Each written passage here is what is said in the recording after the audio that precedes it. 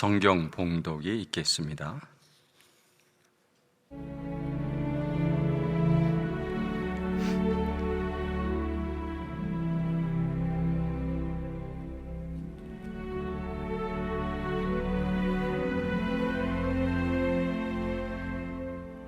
하나님의 말씀 요한복음 18장 1절에서 17절 말씀.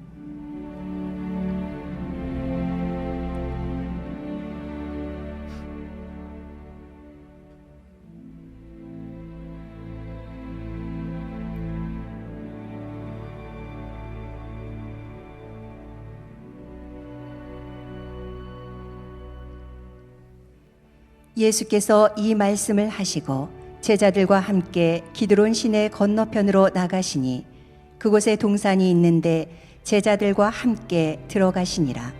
그곳은 가끔 예수께서 제자들과 모이시는 곳이므로 예수를 파는 유다도 그곳을 알더라. 유다가 군대와 대제사장들과 바리새인들에게서 얻은 아랫사람들을 데리고 등과 횃불과 무기를 가지고 그리로 오는지라. 예수께서 그 당할 일을 다 아시고 나아가 이르시되 너희가 누구를 찾느냐? 대답하되 나사렛 예수라 하거늘. 이르시되 내가 그니라 하시니라. 그를 파는 유다도 그들과 함께 섰더라. 예수께서 그들에게 내가 그니라 하실 때에 그들이 물러가서 땅에 엎드러 지는지라. 이에 다시 누구를 찾느냐고 물으신데 그들이 말하되 나사렛 예수라 하거늘. 예수께서 대답하시되 너희에게 내가 그니라 하였으니 나를 찾거든 이 사람들이 가는 것은 용납하라 하시니 이는 아버지께서 내게 주신 자 중에서 하나도 잃지 아니하였사옵나이다 하신 말씀을 응하게 하려 함이러라. 이에 시몬 베드로가 칼을 가졌는데 그것을 빼어 대제사장의 종을 쳐서 오른편 귀를 베어버리니 그 종의 이름은 말고라. 예수께서 베드로더러 이르시되 칼을 칼집에 꽂으라. 아버지께서 주신 잔을 내가 마시지 아니하겠느냐 하시니라. 이에 군대와 천부장과 유대인의 아랫사람들이 예수를 잡아 결박하여 먼저 안나스에게로 끌고 가니 안나스는 그 해에 대제사장인 가야바의 장인이라. 가야바는 유대인들에게 한 사람이 백성을 위하여 죽는 것이 유익하다고 권고하던 자러라. 시몬 베드로와 또 다른 제자 한 사람이 예수를 따르니 이 제자는 대제사장과 아는 사람이라. 예수와 함께 대제사장의 집들에 들어가고 베드로는 문 밖에 서 있는지라. 대제사장을 아는 그 다른 제자가 나가서 문 지키는 여자에게 말하여 베드로를 데리고 들어오니 문 지키는 여종이 베드로에게 말하되 너도 이 사람의 제자 중 하나가 아니냐 하니 그가 말하되 나는 아니라 하고. 아멘. 하나님께서 이 바이러스의 상황을 지켜주실 줄로 믿습니다. 우리가 어려운 일이 생기면 한 세 가지 반응이 나옵니다. 첫째 반응은 이 어려움 속에서도 굳센 믿음을 지켜가며 더 하나님 앞에 매달려 기도하는 신앙의 사람들이 생겨납니다. 또 한 부류의 사람들은 정말 편안함을 경험합니다. 아, 교회 가서 예배 안 드려도 되겠구나. 이런 생각을 가지고 그 편안함에 빠져서 믿음을 잃어버릴 때가 있습니다. 또 하나는 이 어려움 때문에 그것을 해결하려고 동분서주하면서 쫓아다니다가 그만 바쁜 관계로 믿음을 잃어버릴 수도 있습니다. 여러분, 우리는 이런 것 때문에 믿음을 잃어버린다고 하는 것은 정말 어리석은 일입니다. 어려울수록 더 하나님 앞에 매달려 기도하며 바로 섰을 때에 하나님께서 우리를 지켜주실 줄로 믿습니다. 믿음의 반대는 불신입니다. 그러나 성경적인 반대는 두려움입니다. 두려움은 믿음이 없기 때문에 생기는 것입니다. 우리의 존재에 깊숙한 곳과 우리 행동의 두려움이 뿌리 깊게 박혀 있습니다. 믿음의 사람들은 두려움이 없이 살아야 합니다. 이 두려움 끝에는 죽음이 달려 있습니다. 성경은 두려움 없이 사랑하라, 두려움 없이 웃어라, 두려움 없이 주어라, 두려움 없이 섬겨라, 두려움 없이 말하라, 두려움 없이 행동하라. 이것이 성경의 메시지입니다. 두려움은 하나님께 아니오라고 말하고 절망에는 예라고 대답할 수 있습니다. 믿음의 시작은 두려움의 끝이요, 두려움의 시작은 믿음의 끝입니다. 믿음의 사람은 해보기 전에 할 수 없다고 말하지 않는 사람들입니다. 믿음의 사람은 도전해 보기 전에 실패를 단정 짓지 않는 사람들입니다. 믿음의 사람은 응답받기 전에 결정하지 않는 사람입니다.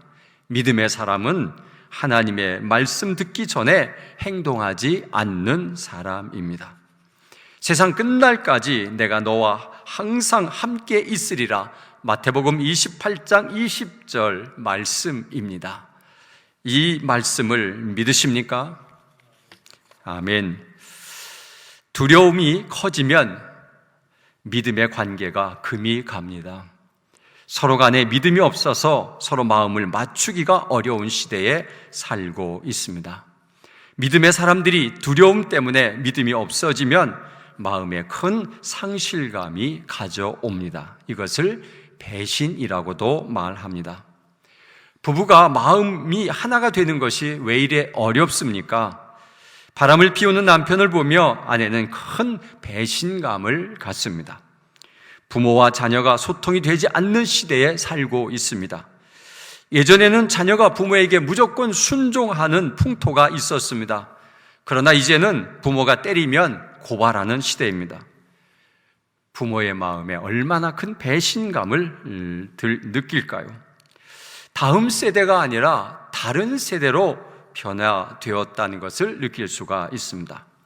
사회 속에서도 마음을 맞추며 일하기가 쉽지 않습니다. 내부 고발자들이 있어서 몸을 사려야 하며 서로 의심하지 아니하면 도태할 수 있습니다. 우리의 동지에 우리 같은 사람, 같은 직장 동료, 이런 말들이 좀 무색한 시대입니다.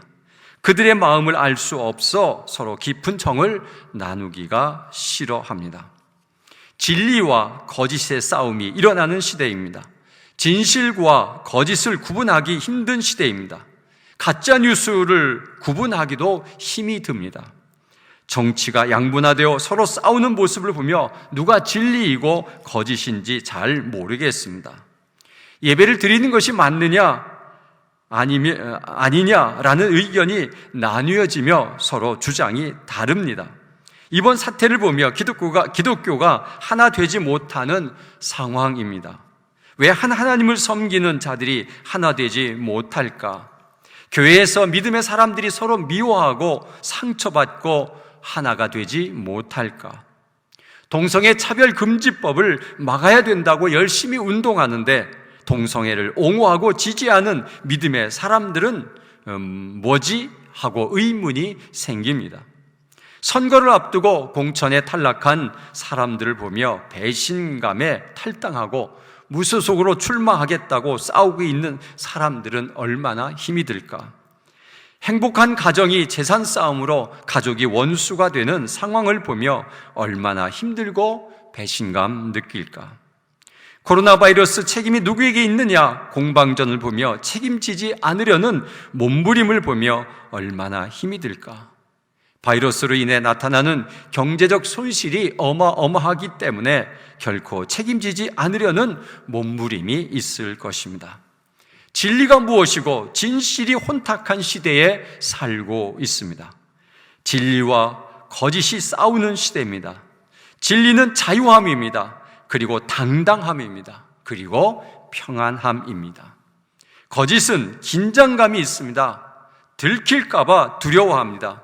거짓은 수단과 방법을 가리지 않고 거짓을 감추기 위해서 또 거짓으로 위장합니다. 그리고 마음은 늘 불안합니다. 지금까지 나열한 여러 가지 일들의 핵심은 배신입니다. 어떻게 보면 믿음의 반대 개념을 배신이라 해도 과하지 않습니다. 예수님이 사랑과 믿음을 강조하시면서 가르치시고 보이시며 지나온 시간들 속에서 배신은 없었을까 한번 살펴보면 예수님의 생애 속에서도 배신이 일어납니다. 예수님께서도 마지막 십자가 사건의 중심에서 배신이 일어납니다. 주님이 얼마나 힘들었을까를 생각해 보았습니다. 오늘 본문이 배신이 일어나는 사건을 말하고 있습니다.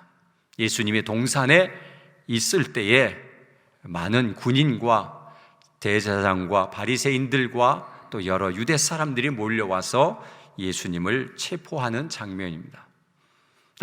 누구를 찾느냐 물었을 때 나사렛 예수다 그렇게 얘기할 때 내가 그니라 이렇게 예수님은 당당하게 몇 번에 걸쳐서 이야기합니다. 그래서 예수님은 체포됩니다. 그리고 예수님은 신문하러 들어갑니다. 그 뒤를 따랐던 베드로, 어느 여인이 당신도 제자입니까? 라고 물었을 때 나는 아니라 라고 대답합니다. 여기에서 배신이 일어나며 예수님을 체포하러 온 그 사람의 무리 속에 가룟 유다가 있었습니다. 여러분, 오늘 본문을 통해서 예수님은 내가 그니라 라고 당당하신 모습과 베드로는 나는 아니라 라고 대답한 거짓에서 우리 한번 서로 비교해 봅시다. 왜 예수님은 그렇게 당당하게 말씀하셨을까? 예수님은 십자가를 지기로 작정한 마음이기 때문에 두려움이 없었습니다. 어차피 죽기로 각오한 사람이었습니다. 베드로는 주님을 위해서 죽기로는 말했습니다. 내가 주님을 위해서 죽겠다고 말했는데 지금 죽음의 문턱에 왔을 때 두려움이 꽉 차버리고 말았습니다. 그래서 그 두려움 때문에 거짓을 말하고 말았습니다. 예수님은 이 죽음이 자신의 문제가 아니라 인류 구원의 문제가 걸려 있으므로 자원하는 마음으로 죽음 앞에 직면합니다. 베드로는 지금까지 예수님을 쫓은 것은 출세의 목적이 있었습니다. 그래서 제자가 되었는데 죽음의 기로에 서 있습니다. 여기서 죽는 것은 너무 허무한 죽음입니다. 즉 두려움이 믿음을 이겨버리고 말았습니다. 이 두 분의 상황을 보면서 진리를 위해서 죽을 수 있는 사람은 당당하고 자신이 있으며 겁먹지 않습니다. 그러나 그렇지 못한 사람은 거짓을 말할 수밖에 없는 것입니다. 배신하는 세 부류의 사람이 있습니다. 그 세 부류의 사람은 첫째는 가룟 유다입니다. 그는 계획된 배신이었습니다. 미리부터 마음에 결정하고 계획된 일을 꾸며 진행을 합니다. 예수님께서 여러 번 회개할 기회를 주었습니다. 그러나 가룟 유다는 그 기회를 놓치고 말았습니다. 마지막 마음은 후회하였지만 행동 없는 뉘우침이었습니다. 끝까지 진정한 회개는 없었습니다. 두 번째는 베드로는 두려움에서 오는 순간의 실수였습니다. 그 실수를 범한 베드로에게도 예수님은 신호를 보내면서 깨닫게 하십니다. 닭 울음소리입니다.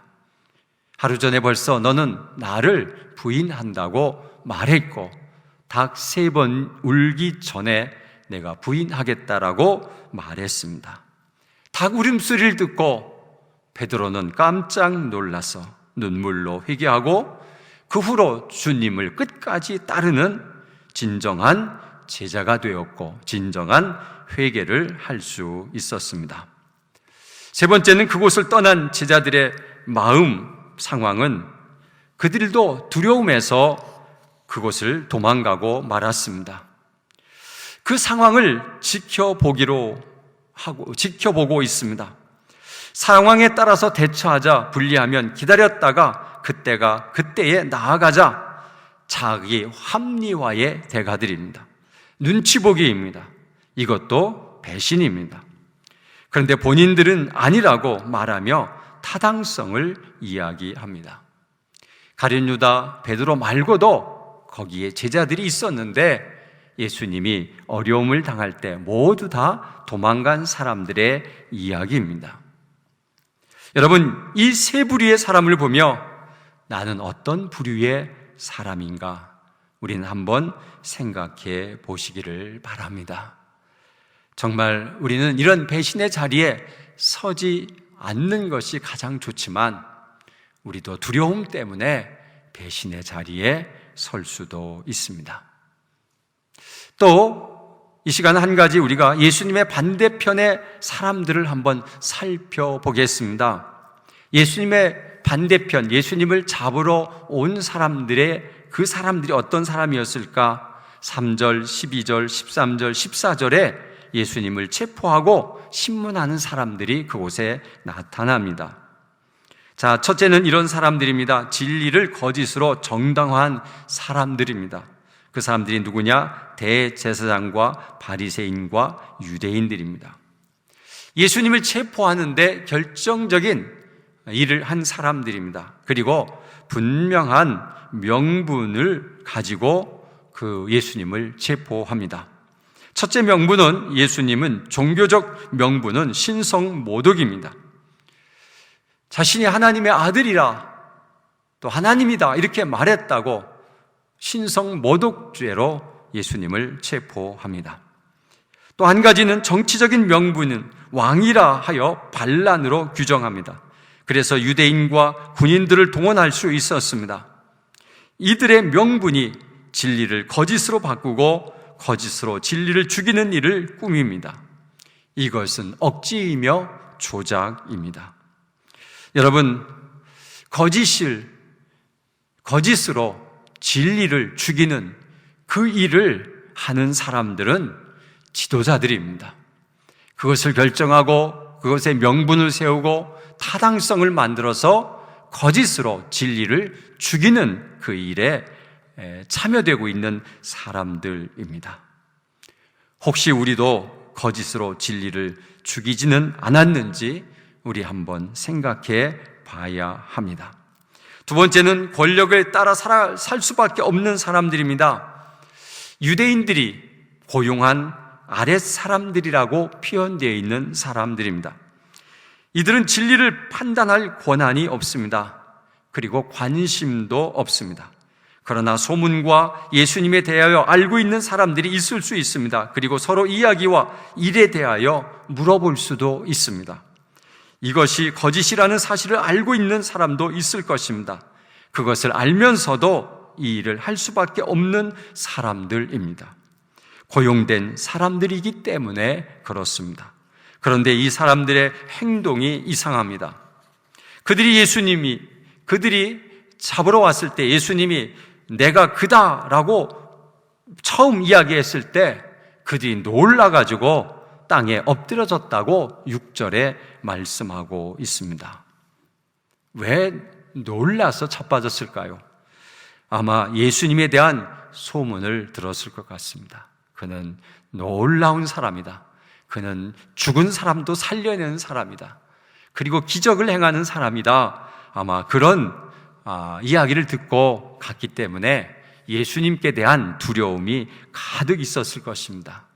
그런데 갑자기 그가 나다라고 얘기했을 때 그들은 놀라서 자빠지는 그런 일들을 보면 그들도 예수님에 대해서 알고 있었고 이거 거짓이 진리를 지금 훼손하고 있는 것에 대해서 그 사람도 알고 있었던 것 같습니다.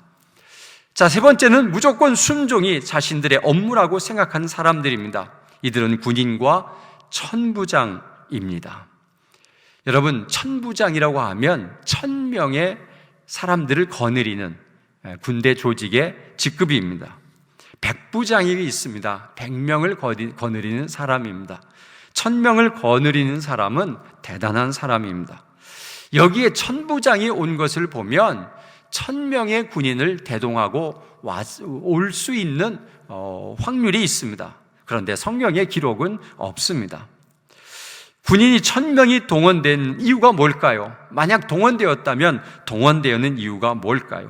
그것은 왕의 반란을 진압하러 오는 군대들이라는 것을 우리가 알 수가 있습니다. 왜냐하면 예수님을 왕으로, 반란군으로 그렇게 보기 때문에 군대가 왔을 확률이 높습니다.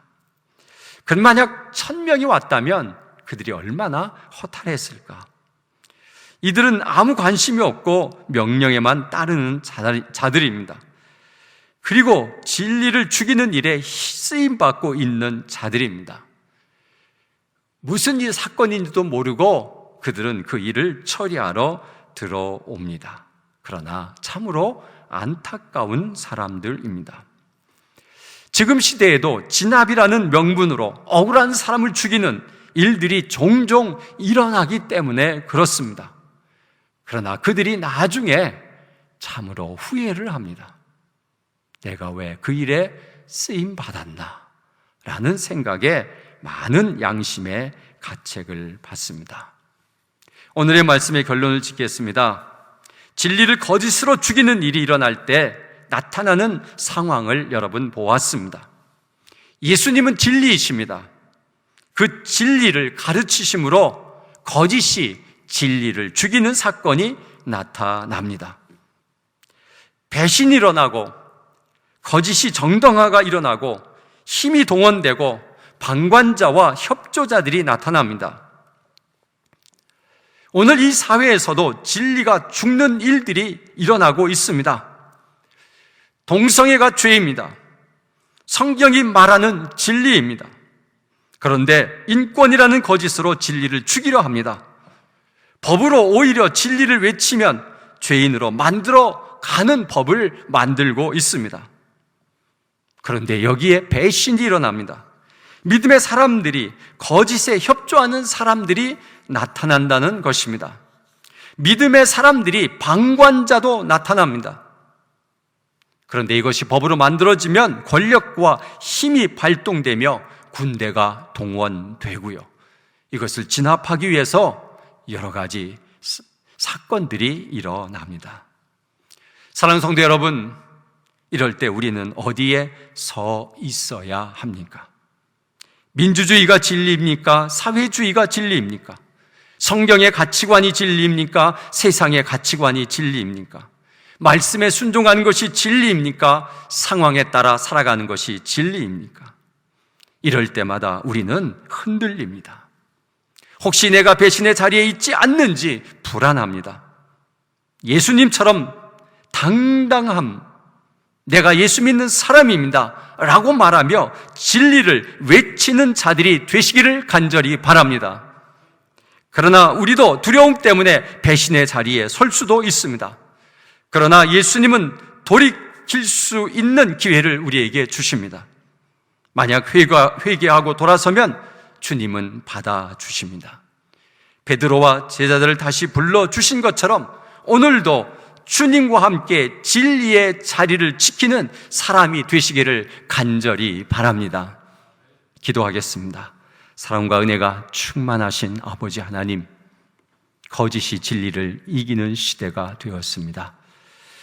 그것 때문에 여러 가지 일들이 일어나며 또 배신이 일어나며 정당화가 일어나며 방관자가 일어나며 협조자들이 일어납니다. 아버지 하나님, 이런 상황 속에서 내가 하나님의 진리 앞에서 그 진리를 죽이고 있지는 않는지 다시 한번 생각하며 하나님 앞에 회개합니다. 하나님, 우리가 예수님처럼 당당하게 진리 앞에 서게 도와주시옵소서. 진리를 외치게 도와주시옵소서. 진리 따라 살아가게 도와주시옵소서. 성령님이여, 우리에게 용기와 당당함과 힘을 허락하여 주옵소서. 두려움에서 벗어나게 도와주시고 믿음으로 승리하는 우리 되게 도와주옵소서. 예수님의 이름으로 기도하옵나이다. 아멘.